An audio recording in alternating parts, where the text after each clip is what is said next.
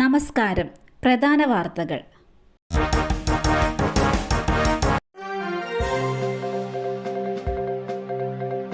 Tamil ഹാസ്യനടൻ robo Shankar അന്തരിച്ചു.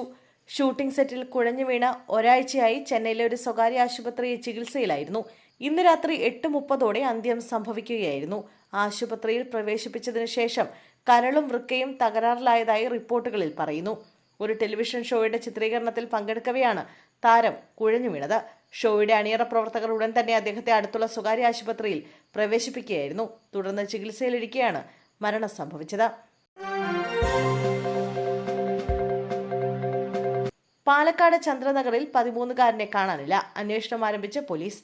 Palakkad lions സ്കൂളിലെ 9ാം class വിദ്യാർത്ഥി ഹർജിത് പത്മനാഭനെയാണ് കാണാതായത്. രാവിലെ സ്കൂളിലേക്കെന്ന് പറഞ്ഞ് ഇറങ്ങിയ കുട്ടിയെ പിന്നീട് കാണാതാവുകയായിരുന്നു.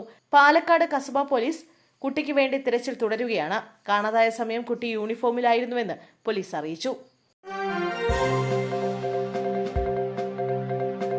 മണ്ണാർക്കാട് എലുമ്പുലാശ്ശേരിയിൽ യുവതിയെ മരിച്ച നിലയിൽ കണ്ടെത്തിയ സംഭവത്തിൽ വഴിത്തിരിവ്. കോട്ടയം സ്വദേശിനിയായ അഞ്ചുമോളെ ഭർത്താവ് ശ്വാസം മുട്ടിച്ച് കൊലപ്പെടുത്തിയതെന്ന് പോലീസ് പറഞ്ഞു. പോസ്റ്റ്മോർട്ടത്തിലാണ് യുവതി മരിച്ചത് ശ്വാസം മുട്ടിയാണെന്ന് കണ്ടെത്തിയത്. സംഭവത്തിന് പിന്നാലെ കസ്റ്റഡിയിലെടുത്ത ഭർത്താവ് യുഗേഷിന്റെ അറസ്റ്റ് മണ്ണാർക്കാട് പോലീസ് രേഖപ്പെടുത്തി. കുടുംബ വഴക്കിനെ തുടർന്നാണ് യുഗേഷ് 24-കാരിയായ ഭാര്യയെ ശ്വാസം മുട്ടിച്ച് കൊലപ്പെടുത്തിയ ശേഷം വീട്ടുപരിസരത്തെ കുഴിയിൽ തള്ളിയത്. ആലപ്പുഴയിൽ മിനിലോറിയും കാറും കൂട്ടിയിടിച്ച് അപകടം. മിനിലോറിയും കാറും കൂട്ടിയിടിച്ച് കളക്ടറേറ്റിന് മുന്നിലെ വീടിന്റെ മതിൽ തകർന്നു. ആലപ്പുഴ കളക്ടറേറ്റ് ജംഗ്ഷനിലായിരുന്നു അപകടം. കോൺവെന്റ് സ്ക്വയർ ഭാഗത്തു നിന്ന് വന്ന ലോറിയും ബീച്ച് ഭാഗത്തേക്ക് പോയ കാറും തമ്മിലാണ് കൂട്ടിയിടിച്ചത്. ഇടിയുടെ ആഘാതത്തിൽ സമീപത്തെ മതിലിടിച്ചാണ് ഇരുവാഹനങ്ങളും നിന്നത്.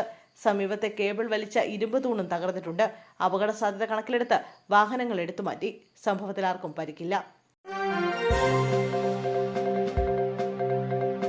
തിരുവനന്തപുരം മെഡിക്കൽ കോളേജ് സൂപ്രണ്ട് സ്ഥാനത്ത് ഡോക്ടർ സുനിൽകുമാർ രാജിവെച്ചു. മെഡിക്കൽ കോളേജ് പ്രിൻസിപ്പലിന് രാജിക്കത്ത് നൽകി. ന്യൂറോ വിഭാഗത്തിലെ ഡോക്ടറായ തനിക്ക് ജോലിയിൽ ശ്രദ്ധിക്കാൻ കഴിയില്ലെന്ന് കാട്ടിയാണ് കത്ത് നൽകിയത്. ഡോക്ടർ ഹാരിസിന്റെ തുറന്നു പറച്ചിലടക്കം തിരുവനന്തപുരം മെഡിക്കൽ കോളേജിൽ തുടർച്ചയായി വിവാദങ്ങൾ ഉണ്ടാകുന്ന പശ്ചാത്തലത്തിലാണ് സൂപ്രണ്ടിന്റെ രാജി. ഡോക്ടർ ഹാരിസിനെതിരെ സൂപ്രണ്ട് പ്രിൻസിപ്പളും നടത്തിയ വാർത്താസമ്മേളനത്തിനിടെയുണ്ടായ ഫോൺ വിളികളും ഏറെ വിവാദമായിരുന്നു.